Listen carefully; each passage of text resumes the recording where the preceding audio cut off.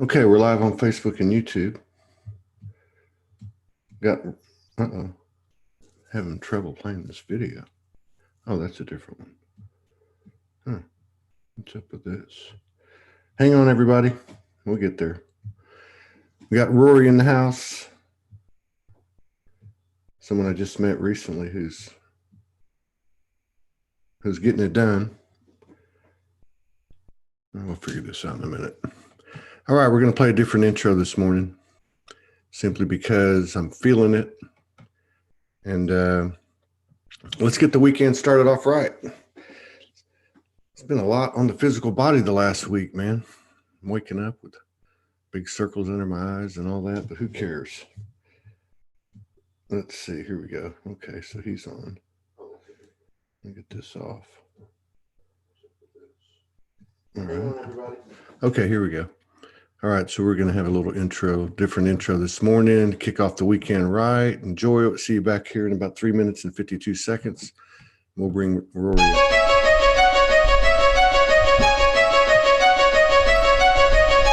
It's Todd Medina, Soldier One Studios, coming to you from the front line of the Ascension, the unveiling, the apocalyptic trip that we're all on. And it's nothing to be afraid of. Put your energy into it. That's the only way to take it. If we got a chance in this thing, the best thing you can do is act like you do. Let's do it. What do you think we came here for? This life. It's a choice, not a chore. Yeah. For too long, we have denied and defied and ignored. Yeah, with a little help to keep us in the dark from the devils, the cabals, and the Illuminati. But guess what? They are our creation. Just like the racism and the sexism, the homophobia, the wars, and all the isms. But can't you see the power of the words, I gotta be me? Yeah. The same thing as I am soul. That's what this is all about. That's how we light this world up. We are the spark and the flame. Things aren't the same anymore. Ask yourself, what are you living for? Something you were told, something you never questioned. All those rules that you followed, but who made those rules? The same ones who taxed our lives and our pockets, our children and our parents?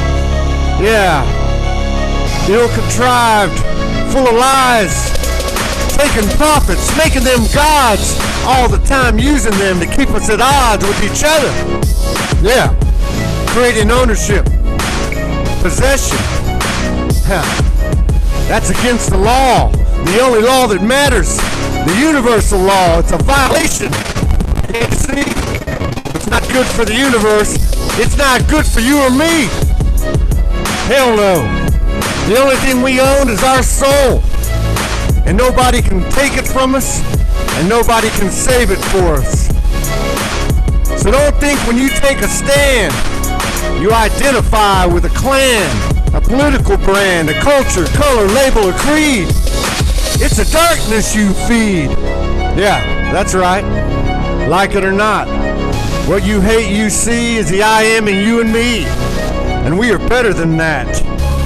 And the world cannot hold back the power of even one soul. But you know what? We gotta try. There's no place to hide.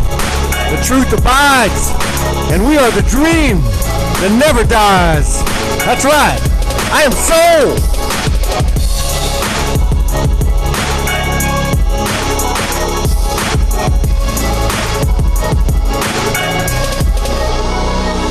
Remember, every time you see a brother or a sister out there, someone on the other side, somewhere in the world or across the street or anywhere, another color, another creed, another culture, just remember that's you that you're looking at. I'm soul. And that's it. Namaste.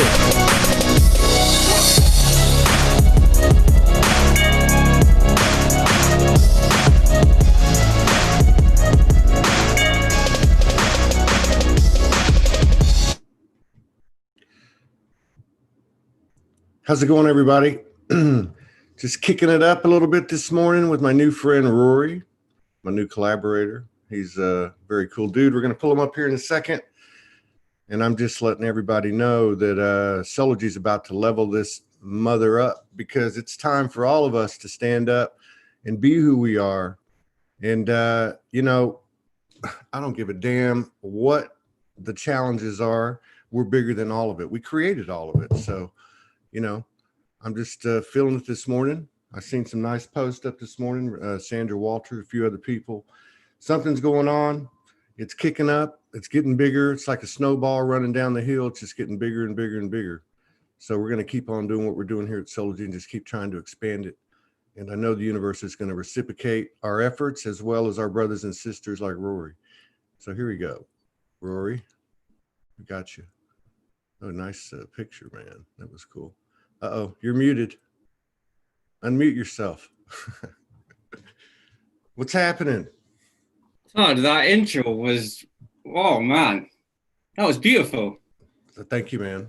Yeah, that's back from the days in the studio, back when I was, you know, just a one-man band, basically. And I did about 90 of those videos. I'd like to start doing some again sometime soon and start making some new music and stuff. We should definitely get on right behind you. Yeah, I've got the keys here. I've got the 6 strings right over here. Right. A friend of mine just gave me a guitar. I haven't played in 9 years. I think I'm going to get a harmonica, start doing something different. So what's happening, man? We just met. I mean, I'd seen you around the community. I've seen you on the news feeds. I noticed you before. Then you wrote me, and then we just started talking, and we're collaborating on a little something. And yeah, that's cool, man. So I appreciate you reaching out, and everybody for their love and support and contributions. Keep us going every single day, because it's a miracle. It's a miracle that this is happening, but there's miracles all over the world. So what's your story? You're young compared to most of the people. I think you're what, 28? 28, yeah. Yeah. I mean, you're young compared to most of the people. More and more young people are coming on the show, and I'm really excited about that. But like, I can't even imagine being 28 years old and going back, it'd have been 8 years? 2012 would have hit when you were 20, just a couple years out of high school or whatever. What was that like? When did you start hearing the word Ascension? Yeah, the Ascension words, they all kept popping up about 5 years ago now. 6 years ago. First of all, hello to everybody out there. Much love to you all. This place is just ever expanding, and this is a place to be right now. It feels like this is the hot spot. This is the center of it all. So just thank you for everybody who's here. It means so much to all of us. So yeah, the Ascension stuff started to kind of pop up about 5 years ago for me. But when I was in 2012, man, it was all just happening for me. In the space of about 2 months, 3 things happened that just completely whacked me. It was like a soul-filled cosmic wave of everything. It's hard to even put into words. Was this you said this was in 2015? No, this was when I was about 18. So this was just probably approaching the 2012. So you're like 18 years old and something hit you? Yeah. These 3 things. So what was it? Well, I was with a girl, and that smashed apart. The girl who I thought she was my one and only first love, and that was it. But then that just smashed to smithereens. My family pretty much smashed apart. My parents, they separated, and I lost like all the friends that I had known, and this all happened within 2-3 months. So I was just left kind of floating around in limbo, kind of thinking like, what on earth, what on earth is happening? And to be honest, the past 10 years of my life have been pretty much healing from that. I started to get into songwriting Wow. at pretty much the same point as all that happened. So it was a huge influence to kind of spur me into all the songwriting and all the writing that I do. And that's been a way to really help heal me, man, for the past like 10 years and probably eons of ancestral stuff as well. So it's been huge. That's a big release for a lot of people. Was for me, you know. I mean, I was writing prose and poetry. Yeah. First 2 years I woke up, 2011, 2012, part of 2013. And it was always about the darkness, you know, taking me to my light. But it was very therapeutic. And I like what you said. It was like healing all that stuff that happened. Because like you and me and a lot of other people out there, I had a bunch of traumas happen that led up to it, like with you. And then, I don't know, man, I just started writing and writing and writing. And it really helped me a lot. So you write music. Yeah, so that path of the songwriting pretty much started at the same time as that. It was just a really healing and helpful outlet to get used to all these weird emotions that just came flinging out of nowhere.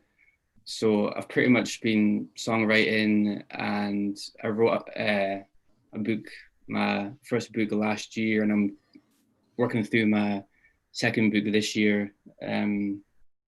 So the songwriting, and it's more so the words, that's just been so helpful to me and so healing. And only now I'm kind of starting to share that stuff.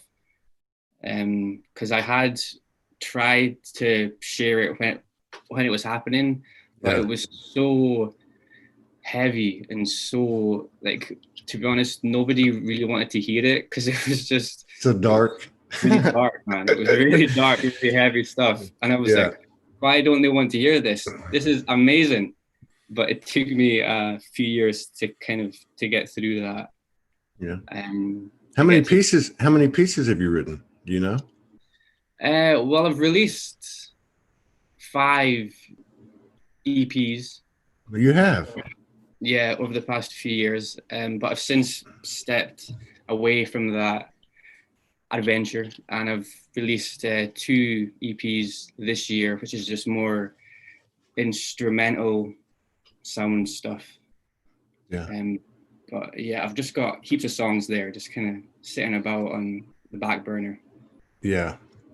You know, I've noticed this with myself and with some other people, not just music, but like post, you know, other expressions that came out like, you know, in 2010, 2012, whatever, and they're applicable now. Yeah. They're, you know, it's almost like we were anchoring in the frequency of, transformation, you know, telling it like it is. I mean, your stuff that you're talking about that people couldn't listen to because it was too dark. You know, I mean, that you were rooting that in and you were transforming yourself, right? I mean, you were converting yourself these last few years. Yeah, very much. I've been shining that piece of coal for many years now. It's been a hardship, but the gift that you get out of working on yourself and just trying to help heal and just to come into more alignment with your real authentic self. It's not an easy ride, but it is amazing once you get through it so much more and you start to get more rooted in that real essence. It's a gift, man. It's a gift. It's damn worth it, isn't it? It is, yeah. It really is. And then the great thing is we're all starting to figure out. We're starting to figure it out. Like all that time, I think, for the most part. Okay, and I'm sure there's some people, some select people that had a higher level of awareness, higher perspective. But we didn't know back in those days. We didn't know that as we were transforming ourselves, we were actually transforming the collective.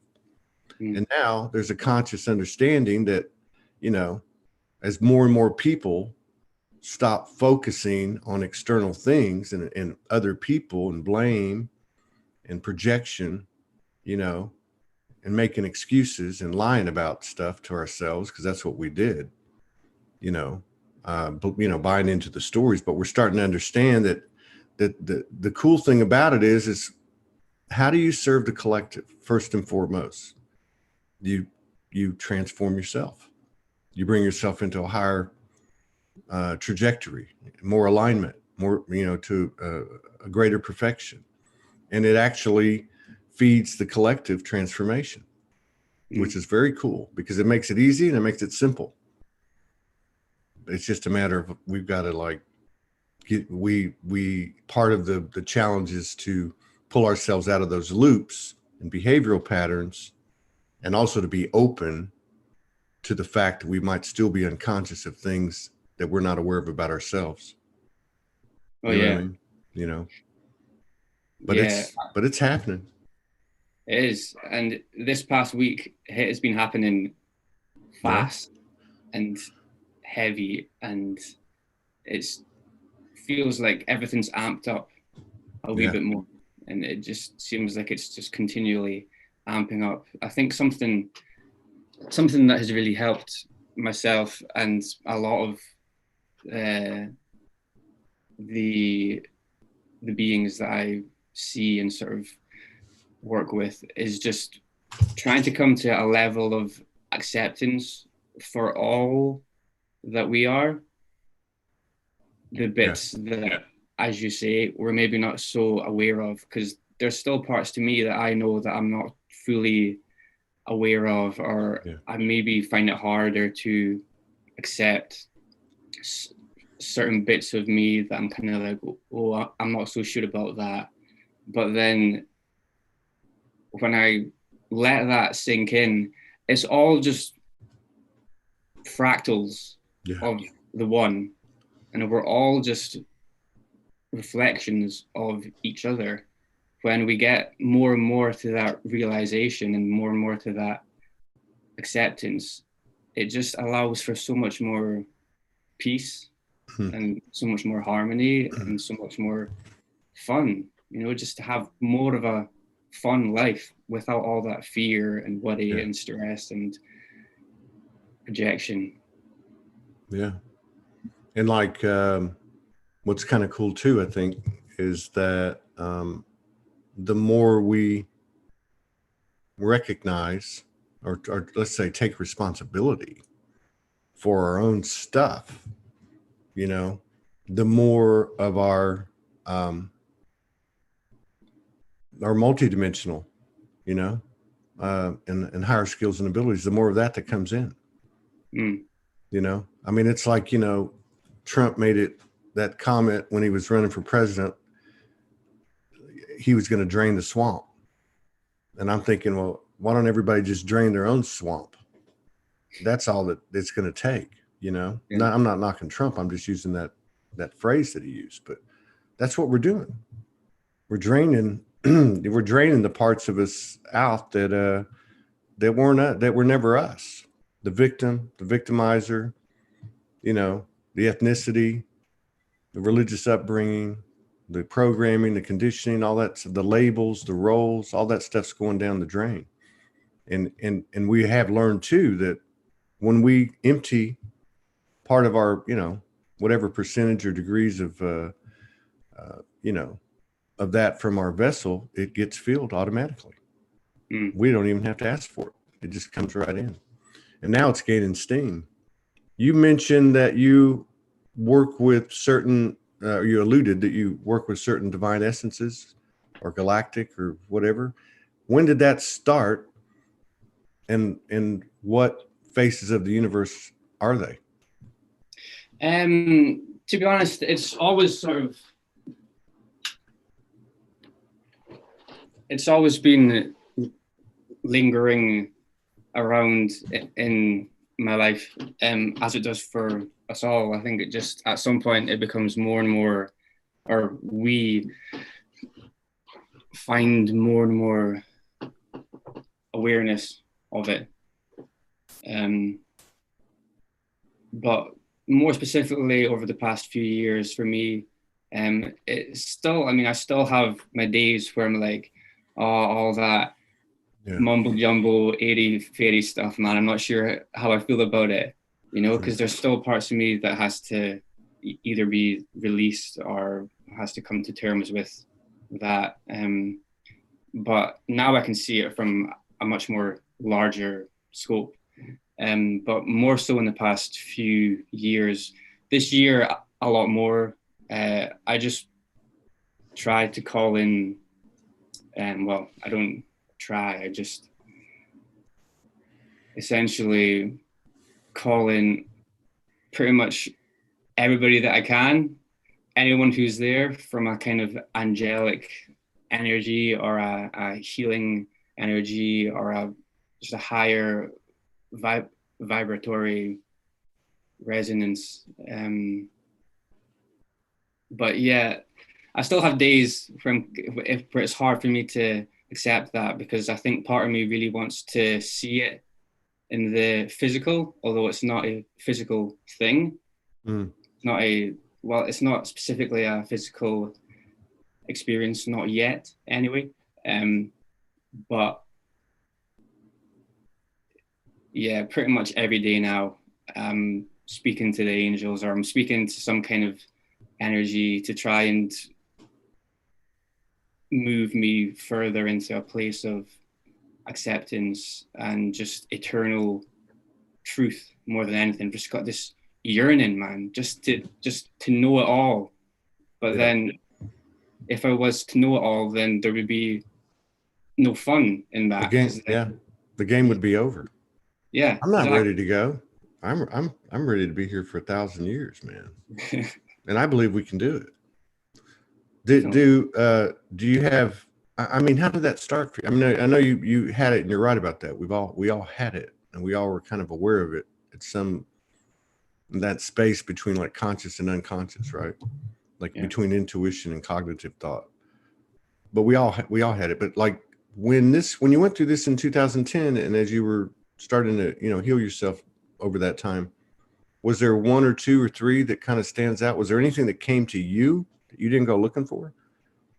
Like anything that popped in and said, hey, I'm here to escort you or guide you or initiate you? Not really.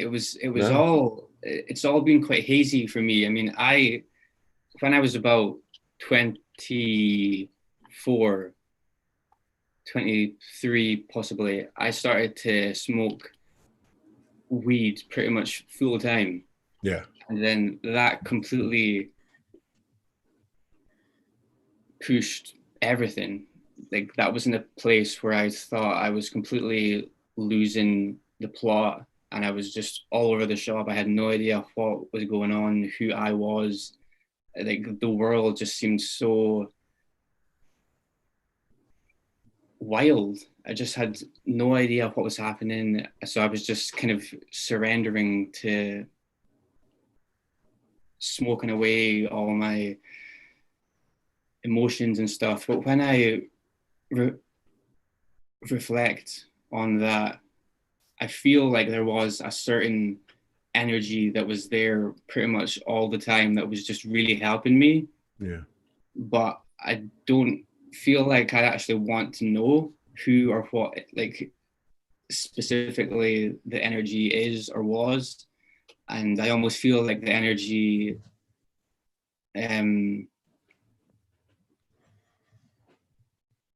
almost wants to remain sort of anonymous. Yeah.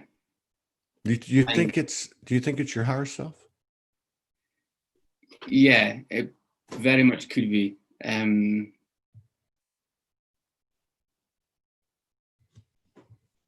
Yeah, probably is, to be honest. I mean, you know, even trying to label these things like that doesn't work, right? Because I mean, Yeah, ultimately, no, it's all the same. You know what I mean? yeah, Ultimately, yeah, that's for sure. but it is intriguing though, you know, because I can remember, you know, I think as little kids, most of us were somewhat exposed to religion, right, of some form or fashion, right? And so you might bring in angels or pray to angels or to Jesus or Mary or, you know, whatever religious influence you had. And then I remember, and I remember for myself, for many years, it was just speaking straight, directly to what is God, you know, source, whatever.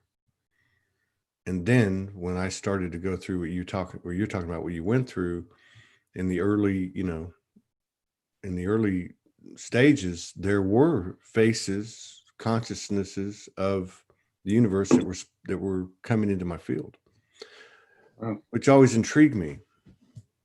Spirit guides, you know, divine essences, angels, archangels, other divine essences, like, you know, like a Kuan Yin or something like that. Yeah, A lot of people deal with Saint Germain, Merlin, but what is that? What is that? Are those, you know, streams of consciousness that have, you know, like all of it going, you know, just running unencumbered through the universe, continuing to expand? I mean, I don't know. It's interesting. It really is. I've often wondered about that. yeah. How did you feel when that started to happen for you? I didn't believe it. Well, I mean, the first thing that happened was, like you, I had all these traumas, right? And I could feel, and I was praying. I was praying to six divine feminines that had been in my life, like family members. Most of them are grandmothers, or grandmothers to my children. And there would be some things that would happen, like, you know, like crystals would clang together or something would fly off the wall, you know, and you just go, okay. And then the night that it all went down, 1:11 in the morning, I'm teaching myself how to dance to hip hop, 49 years old, in the back patio, and there's a cemetery behind me, and there's all these big trees, and I saw this big light coming through the tree. It ended up being the face of Jesus, and he started talking to me. But it was like talking to you. You know, it was like a 1-minute conversation. I go upstairs, went to bed. I woke up the next day, everything went upside down, like totally. But to your question, over the next 6 months, I had many things happen, but I never bought into it. I was like, because I was the only one seeing it. And I was connected, but I was partying hard, and I was dancing in the clubs every night. So which I believe, which I know, was a big part of me opening up, because I was relaxed, and because I had all the responsibilities that I had, which I had many, had all been gone in a day, and everything. But so had all my material possessions. So anyway, it all came full circle one night. I went for a walk. I was renting a room with a friend of mine temporarily, and I had a glass of warm tea, pretty big one, about 8 or 9 inches tall, pretty thick. And I came back from the walk. I put my hands together and I said, "Can I trust this path?" And then the glass exploded, and the tea and the glass went all over me. That was the point where I went, okay, something's happening. And at that moment, I knew it was Archangel Michael. And I knew then, you know, like you kind of like when something happens and you look back, it's like the past and the present and the future, they all merge. Yeah. And all these things that happened in the past, I knew, like that one, and that one, that was him. You know, that one and that one, that was Jesus. And all of them lined together told me it wasn't a coincidence. So, but you know, the interesting thing is when stuff like that happens, you think it would get much easier. but it doesn't, or it didn't, you know. Yeah, if anything, it just opens up a whole new world of more questions. Yeah. You know, constant questions. I feel like from a human perspective, it's hard to integrate these ideas of these labels that we put on these energies. Yeah. Because it's almost like asking a fish to sing. You know, like although a fish might sing in its own way, the way that we sing as human beings, it's not the same. True. So it's almost like somehow trying to relate to that without the without, I think one of the things that I have a bit of an issue with is seeing these energies who are just aspects of us from a different perspective or a different realm or whatever, seeing them and feeling them without feeling lesser than them. Yeah. That's a huge one for me. Yeah. Because it would be easy to obviously, as the ego loves to do, is to compare, you know, that is you and that is me, and this is, you know, to have that separation where there is none, but seeing us all as equal, and then from that allows us as human beings to look at the animals as just like us, or to see what we might think of as lower than us. It's like that's just not the case, you know. That's a really good explanation, because a lot of people, myself included, you know, when I remember in the beginning, there was like somebody asked, by the way, in the YouTube chat, what is divine essence? When I said divine essence, I'm just talking about a face of the universe, like a Jesus or Kuan Yin, Saint Germain, Merlin, you know, that would be a divine essence to me. But what I was going to say is, so when I started, there was 6, there was 8, no, there was 9 of them, and then there was 3 spirit guides, and this went on for a couple of years. But I did feel lesser than, you know, and I did feel they were external. But then at a certain point, they started to, I guess, embody. So I had an experience with the spirit guides, which were Native American spirit guides, like from a past life, like a brother, a father, and an uncle. So each one of them was named after an animal. So in this moment, I actually had an experience where I watched my body turn into an owl, a wolf, a bear. And in that moment later on, I reflected, I realized I was embodying it and they were me. And then the same thing happened again later, you know, like a couple of years ago with some galactics that actually appeared translucent. And then 2 of them walked into me, which I found out later they were aspects of me. So I get what you're saying. But what I love about what you said is that, you know, like looking at these galactics or divine essence aspects or angelic aspects, we would naturally feel inferior. But if we continue our growth, then there's a natural progression to the embodiment of it. But then if we look at the animal kingdom, we feel like we're superior. And I love what you said about taking it that direction. I've never heard anybody say that, but it's absolutely true. They're souls, just like we are. Exactly. No thing is more or less important than anything else. It's all should be seen and respected as equal, because we are all in this together. Whatever this is, this majestical song and dance, we are all in it together. And when we start to realize that, it makes it so much more easier to sing the song and do the dance, and we can start to do it together rather than having to do so much on our own, or what we feel like is on our own, even though we're never really alone, although we might feel like we do for sure at times. But yeah, and then it goes back to, okay, I mean, for me, like, I'm getting to a point now. I woke up this morning and I'm like, and I put up a post, I'm tired of playing small.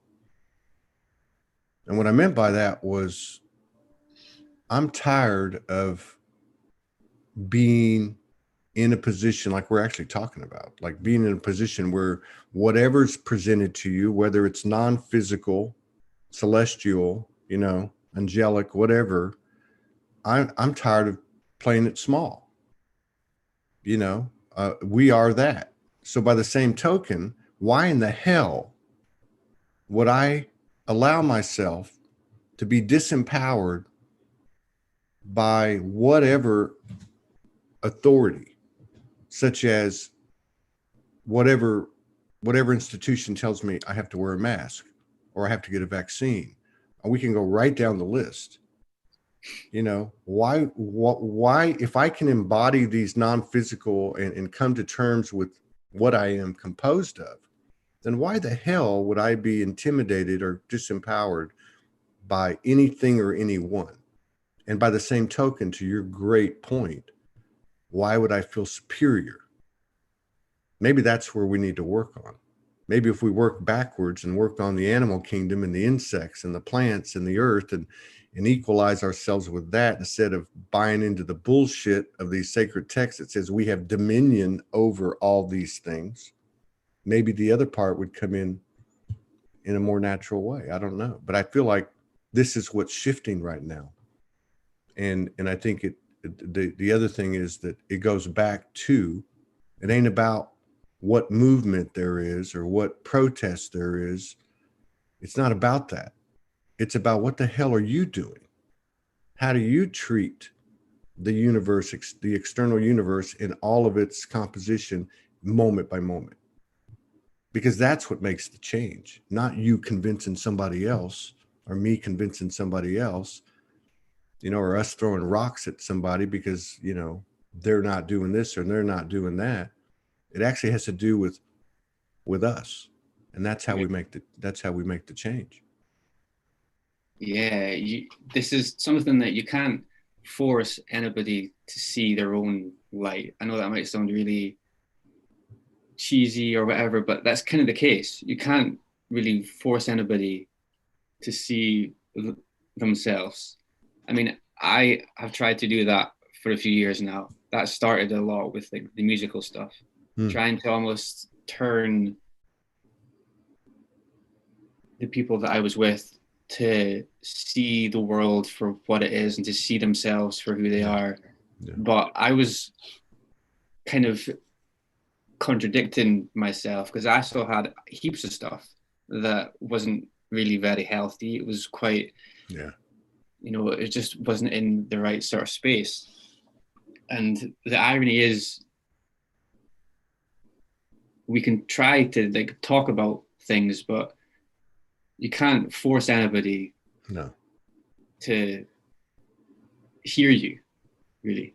True. Or, they have to hear themselves to come to these, because it's all we're all kind of on similar sort of paths, but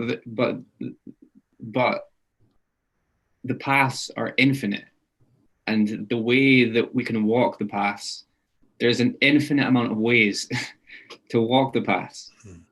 And sometimes you move forward or to the side or somewhere, and then you find somebody else who's on a path. It's just infinite, man. It just, all these just infinite paths, and we're all kind of starting to figure out a wee bit more together.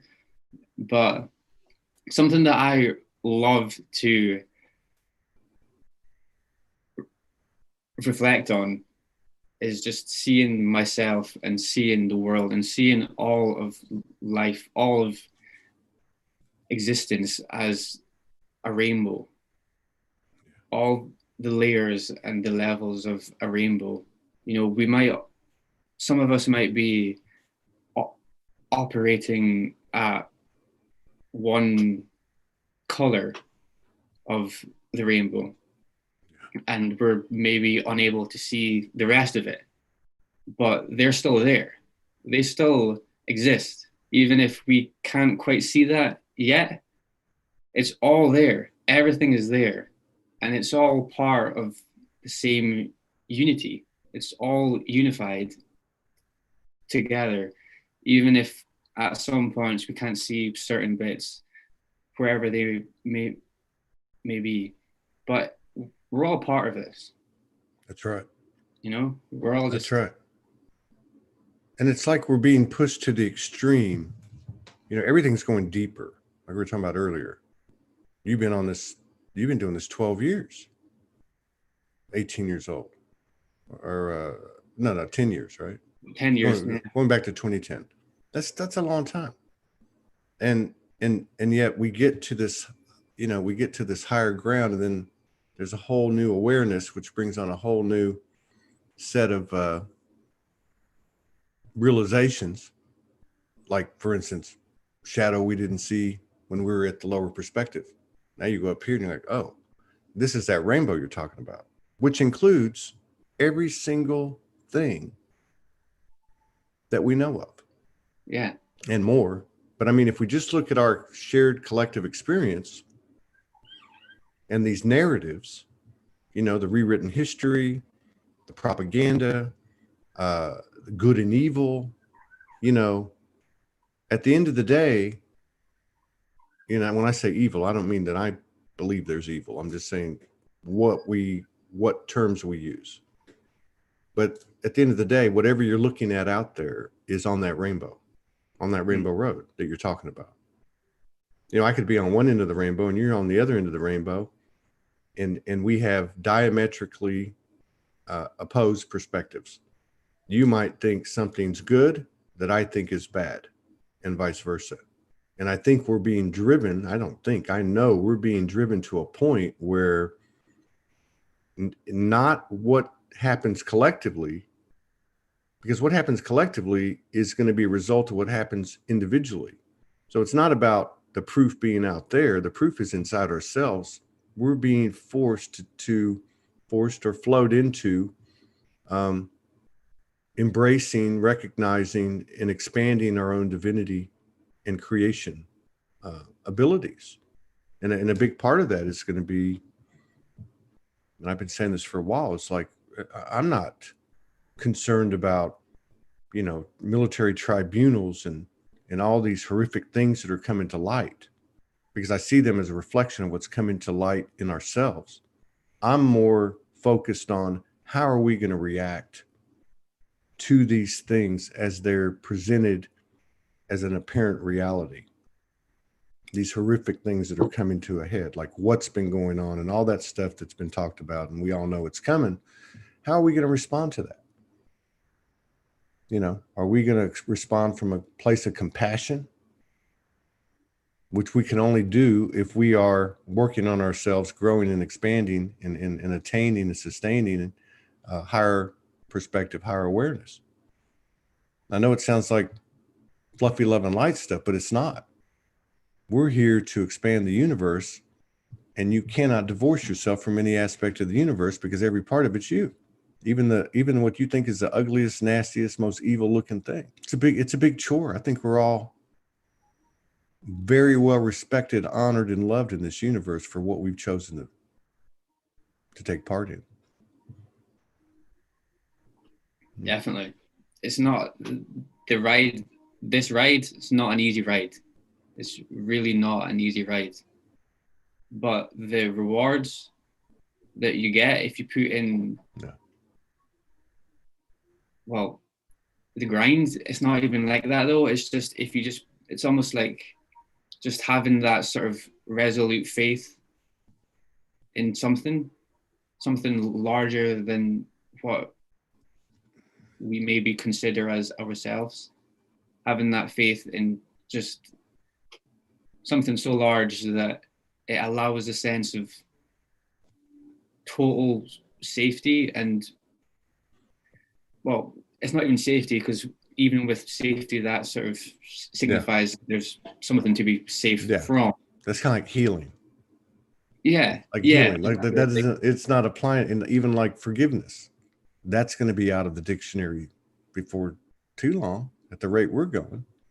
To be honest, man, I don't think there'll be a book of words soon enough, because I'm getting to the point now where I'm like, I don't even want to speak. Yeah. I just want to sit and just communicate in a whole different way, to be honest, which is a way that I think most of us are actually more familiar with anyway in our core.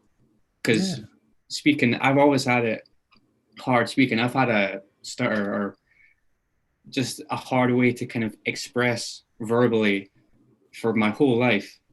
And I feel like it's because there is a much more easier way to communicate. Yeah. That's maybe not in this verbal way. No. And if think about it, like, you've lived with family. Most of us have lived in, in partnerships, and you don't, when you're that familiar with someone, they don't even need to say anything. Right.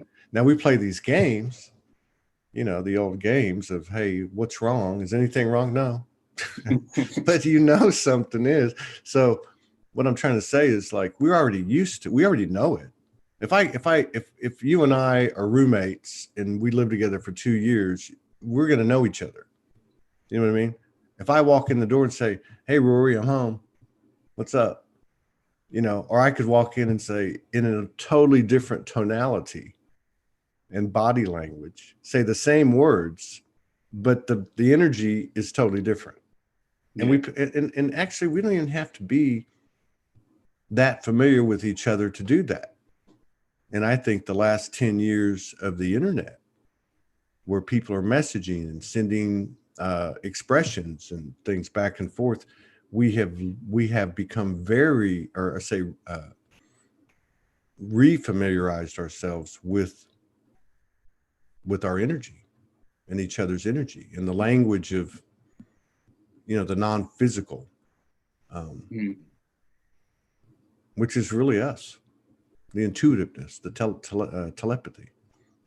Mm-hmm.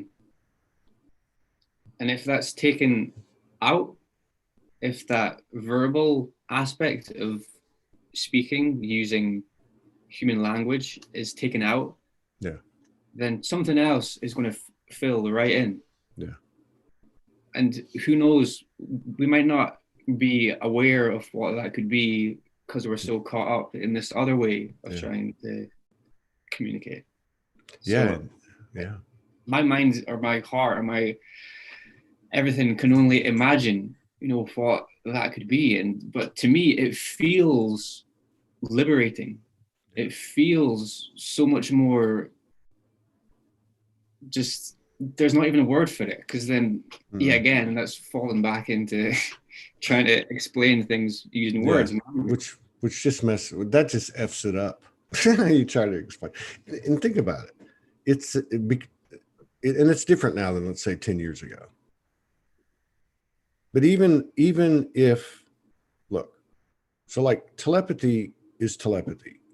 In a 100% telepathic environment, there's nowhere to hide. Everything's out in the open. And I believe that's where we're headed. Yeah. And I believe a big part of our further alignment is going to be not hiding anything. And I say that not so much from other people, but from ourselves. Like, we're going to get pushed to a point past the point of embarrassment, past the point of everything, to a place where it's all an equal playing field. Everybody has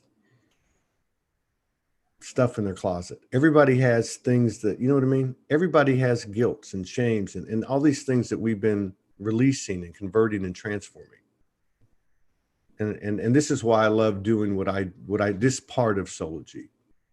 I love it because people are just having a conversation and being real, and you don't know what's going to be said or what is going to come to the surface. So many times I've seen this happen with myself and other people. And the power of it isn't even the words that they're talking about. It's about what somebody is being exposed to as a viewer or as a participant or whatever. They're actually seeing a combination of frequencies that's created this vibration of pure truth, vulnerability, unity, and it's not even the words. It lights people up, and I see it all the time. And I think this is, the more we step into that, the more easy and graceful, and maybe even a little quicker. Because if it happens a little quicker, it doesn't mean we're going to get finished anytime sooner. It just means we're going to get to a level that's going to be a little, like you said at the beginning. You got to a point where you said, I want to have fun. I want to enjoy myself. Why not? You know? Exactly. I think we've not like we've earned it, but in a way we kind of have. But hell yeah, we have. Putting it across in that perspective is maybe not the best way. It's just like we are born to experience a fun, more easier way to live. You know, life in certain realities that we've all experienced. Okay, yeah, maybe we have to go through some kind of suffering to then be able to appreciate the fun. You know, that old sort of cliche. Yeah. But maybe not. Maybe if we're just having fun, then we're just having fun. You know? But I do feel like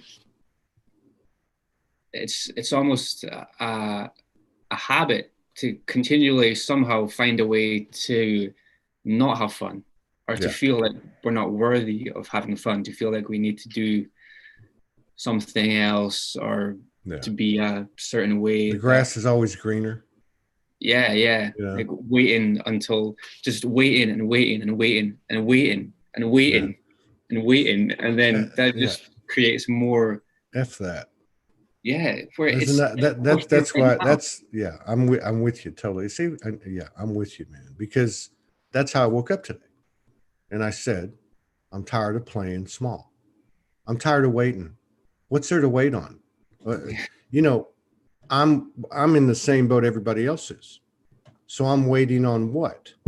I'm waiting on this person, this event to happen. I'm waiting on what? Money? Am I waiting on what? You know, what am I waiting on? I'm waiting on me. Somebody, Anna just asked a question. How long do you feel as a whole in the planet will stabilize in a 5D society? I don't know the answer to that question. I'm gonna go back to, and I'm relating this to what I was just talking about. I'm gonna go back to what you were saying. We don't even know what it looks like. We don't even know. Nobody does. I don't care who you are. And what I'm trying to say is, how do we know that there's not 8 or 7.7 billion different Earths, and each one of us is the centerpiece of each, of our own Earth? I mean, that's what I'm saying. I'm not waiting on the swamp to be drained. I'm not waiting on Q. I'm not waiting on Trump. I'm not waiting on military tribunals. I'm not waiting on spaceships to land. I'm the one that's holding it up. I'm the one that's holding up, back to what you were talking about earlier, in the little things, such as how do I treat the animal kingdom? And I don't want to get into what you eat and don't eat. This goes deeper than that. How do you see yourself in terms of the non-physical aspects? Are you equal? Nobody's making you lesser than. Nothing. Not in any dimension, any timeline. We're doing it to ourselves. This is a self-sabotage programming. They just put the thoughts out there, or the impression out there. If you read anything about the Dead Sea Scrolls or the Nag Hammadi, there's a big part of it that talks about the fourth dimension, that talks about the archons. They cannot manifest things. They can only distort things. They can present things. They can program things like a TV or a movie. You know what I mean? But they can't manifest things. And that was what the Essenes were writing about. And so it's the same thing. All this stuff is presented to us. It's nothing's doing anything to us. And that's why I said, I'm tired of playing small, because there's nothing out there, nothing that's bigger than me. But there's nothing lesser than me. You know? We're made in the image. What that image is, I have no idea, but I know it's endless.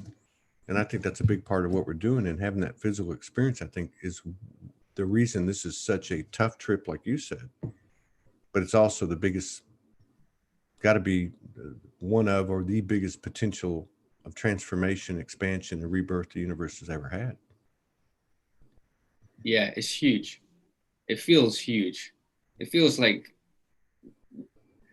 I would say nothing ever before, but I mean, we might have been around for, well, infinity, you know, so surely similar things happen. But what's happening right now, for sure, is definitely, it definitely feels, you can feel it. You just, again, it's hard to put into words. It's hard to actually express the situation that we're in as individuals, and that we're in as one collective right now. Yeah. Actually, to be able to express that, you just can't. No, you're right. And as the days go on, I'll be out of a job. You know what I mean? Because you're right. And that's where what you did, what I did, and what so many people are doing, people are finding their creativity.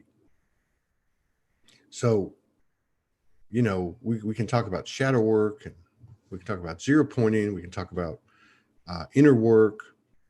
We can talk about social activism. We can talk about whatever, but cannot underestimate the power of one unique and equal soul. And you cannot underestimate the power of a creative, intuitive, connected, imaginative expression, which is what you did through your songs. That's energy. That's the energy of transmutation. That's the energy of transformation.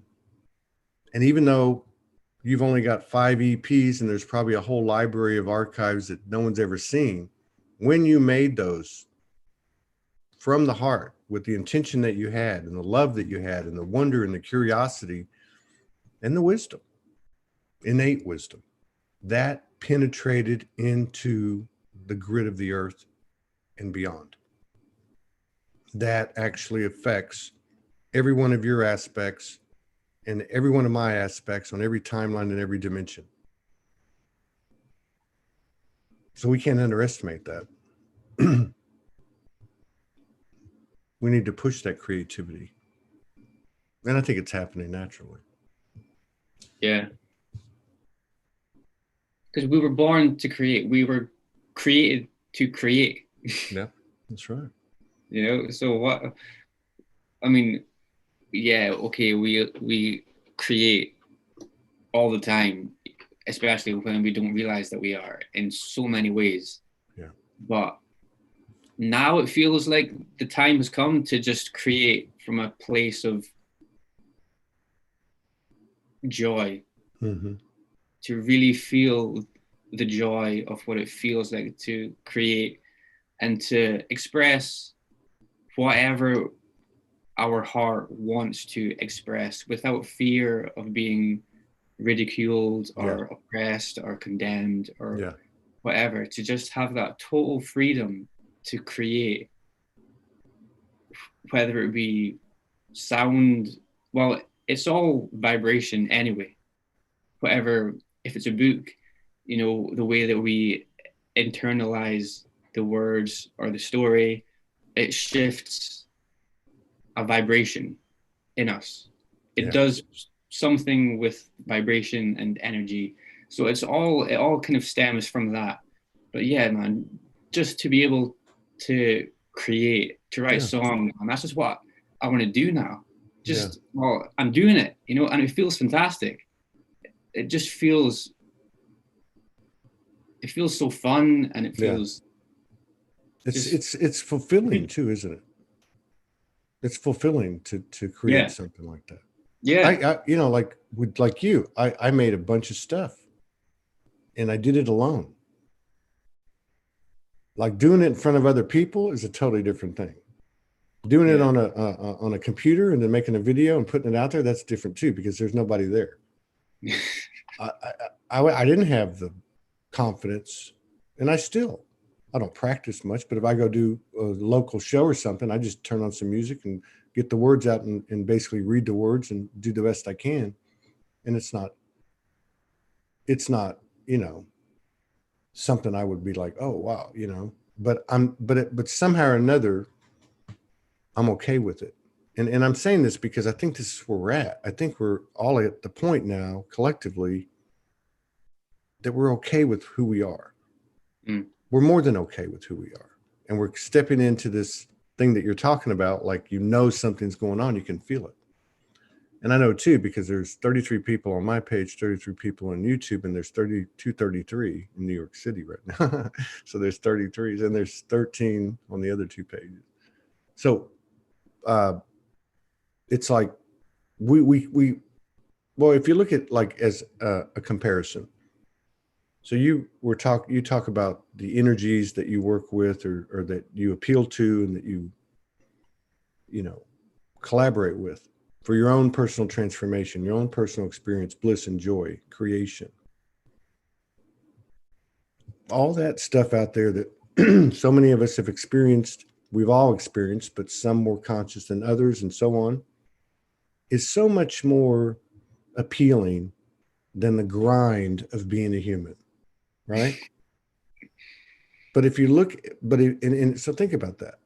But we're not being, by our own choice, evidently, we're not being allowed to disengage from the human part of it, because the human part of it is the focal point.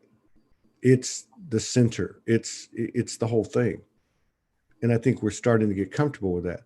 So if you look at the experience itself, is it going to be spaceships in the skies and you know, triple rainbows and all this, or is it going to be done at the boots on the ground level? Is it going to be done through people creating things in their own solitude or privacy, or is it going to be done through these little things that we've walked right past?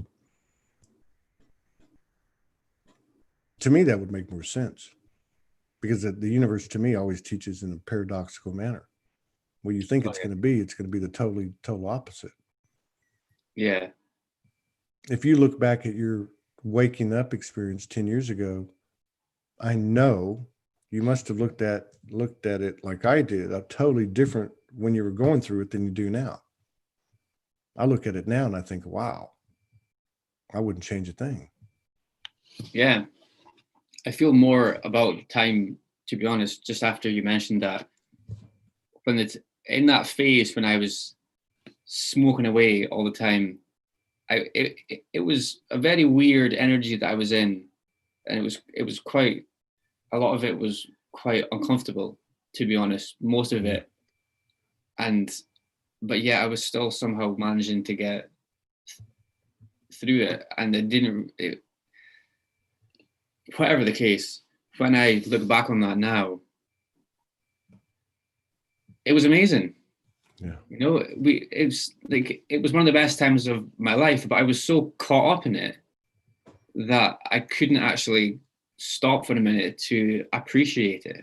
Yeah. And from that to where I am now, and this is the same for everybody, like this, we all have things in life that we experience that we maybe don't want to experience, or the way that it's happening makes us feel a wee bit unsure, fearful, anxious, whatever it might be. But then we always get through it.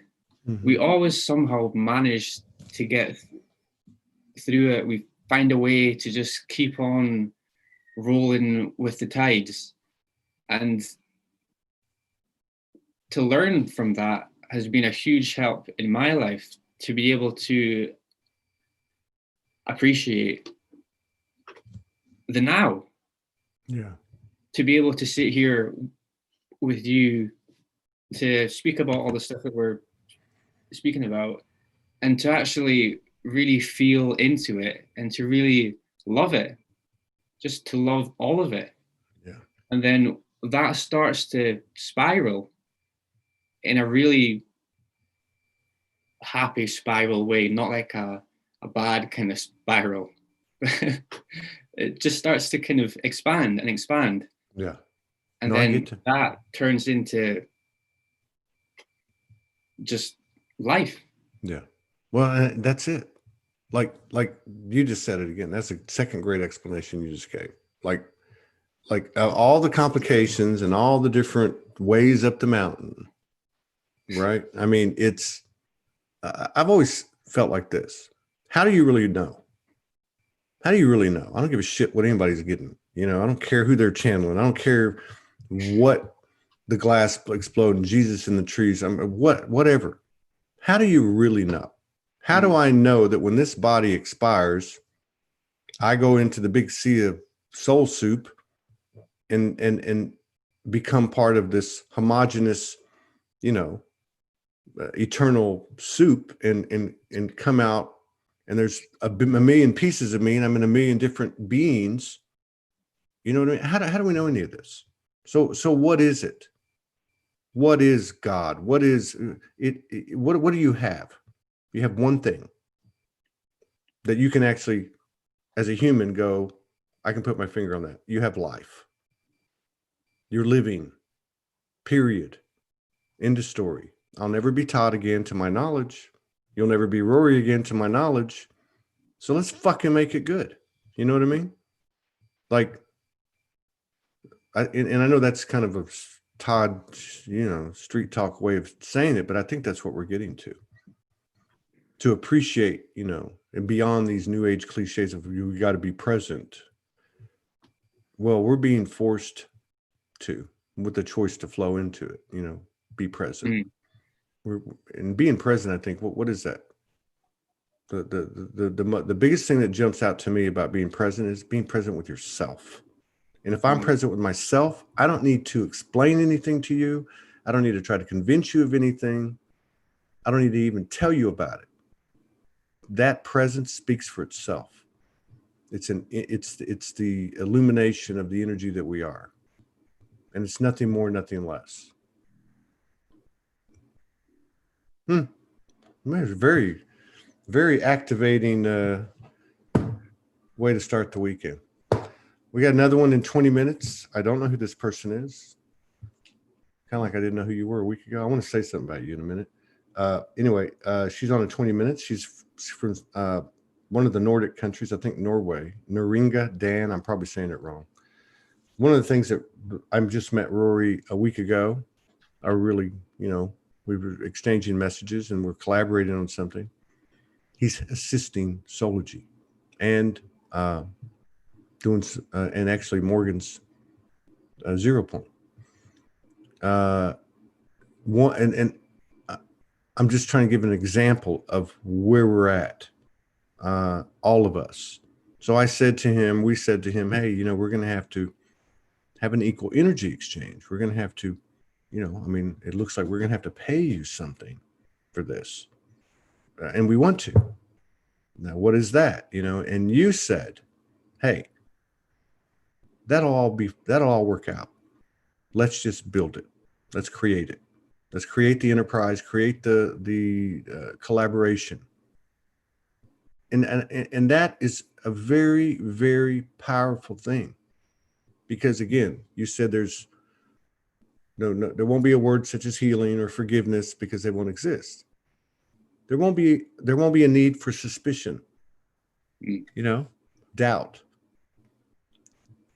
How do you create something if from the very beginning you're trying to control it?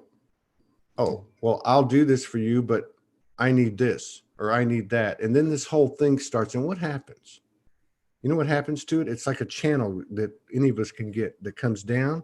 The minute we start to try to write it, we start to lose the purity of it, at least by a little degrees, because now the mind's in there and, oh my God, what will they think? Is that word right? You know, da, da, da. So what you're doing energetically by the comment and the action that you took in regard to that being presented to you cannot be underestimated. And that is the new, in my opinion, that is new earth energy, is to go into a situation with no agenda, but to collaborate and expand what we're all creating together. So I just want to thank you for that, because I think it's a great example. And I'm twice your age. Am I? No, I'm not quite twice your age. I don't want to add any more years on. I look like hell already.